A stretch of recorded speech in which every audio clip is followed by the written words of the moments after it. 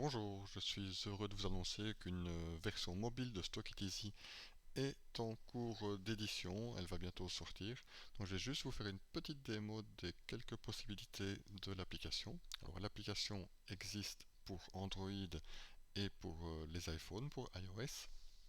Pour Android, ça va fonctionner sur la plupart des portables munis d'un appareil photo et pour des portables de la gamme Zebra équipés de Data Wedge pour la saisie des codes barres. Je vais vous montrer un petit test ici sur un portable sous Android, un Xiaomi. Alors on va lancer l'application. Alors ce qu'il faut savoir, c'est que l'application est quelque chose de complémentaire au logiciel de bureau. Donc il faut avoir le logiciel de bureau, il faut une base de données partagée et il faut un client-serveur, c'est-à-dire le programme de communication entre l'appareil mobile, le terminal, et la base de données. Ce client-serveur, ça s'installe via notre intervention. Alors, je vais me loguer. Les utilisateurs sont créés dans le programme. Et voici le menu qui lui aussi est dessiné par utilisateur à partir du programme. Donc vous gérez des droits, vous donnez des accès aux utilisateurs. Qu'est-ce qu'on va avoir? On va avoir des articles. Je vais demander d'amener tous les articles de notre base de données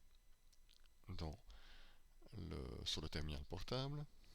Voilà. Donc j'ai quelques articles. On peut avoir un peu plus de détails au niveau de l'article.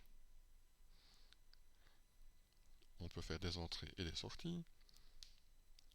Je vais par exemple aller faire quelques entrées. On va rentrer 10 articles comme celui-ci. Je peux travailler en mode déconnecté. C'est-à-dire que en mode déconnecté, il va mémoriser ce que je lui demande. Et ensuite, voilà, ok, 18 articles, c'est très bien. Vous voyez, j'ai validé, j'en ai encodé plusieurs. Et en quittant la fenêtre, voilà, il a fait mes entrées. Sortie, même chose, on peut dire qu'on est en mode connecté par exemple. Je vais prendre les fameuses croquettes pour chat que j'ai rentrées tout à l'heure et je vais demander de les sortir. Voilà. On peut aller vérifier les stocks d'un article.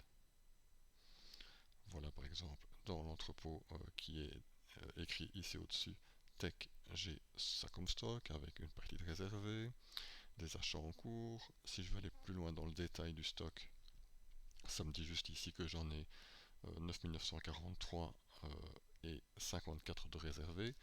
Mais si j'étais allé plus loin sur cette base de données là, sur les critères de traçage et suivi par exemple, sur les emplacements de localisation, j'aurais tous ces niveaux de détail qui viendraient se mettre dans ma description. Et ici tous, là j'aurai la même chose parce que je n'ai défini qu'un seul entrepôt, mais ça permet aussi d'avoir un aperçu pour l'entrepôt en cours et un aperçu tout entrepôt confondu.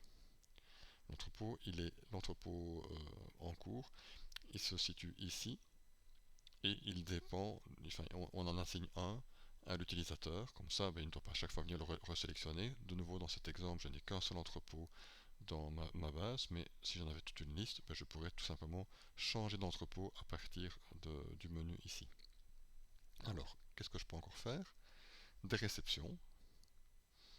Alors les réceptions, je les recherche depuis un numéro. Je n'en ai pas. Donc je vais demander hop, toutes réceptions confondues. Voilà, j'ai des réceptions. Je choisis soit depuis une réception dans la liste. Et là, je peux traiter la réception. Je peux avancer dans les lignes de réception. Et que puis-je encore faire d'autre? Je peux évidemment rechercher une réception en partant d'un article. Ils vont me donner la liste des réceptions contenant cet article. Et les expéditions. Donc je vais prendre les expéditions en cours ici. Et de nouveau, voilà, je peux naviguer dans les expéditions. Par exemple, on voit ici au-dessus, je vais vous montrer avec ma souris, quantité à expédier 9. Le système va me proposer 9 articles à valider. Je peux changer les quantités évidemment. Et voilà, je peux faire tout ça. Et tout ça, quand on voit ici au-dessus ce petit QR code, ça veut dire que toutes les actions, en cliquant sur le QR code, je peux scanner un code barre issu du programme pour faciliter les saisies. Voilà, c'était juste un petit aperçu de ce que cette solution mobile pouvait faire pour vous. Ça peut quand même vachement vous aider dans les manipulations logistiques sur le terrain.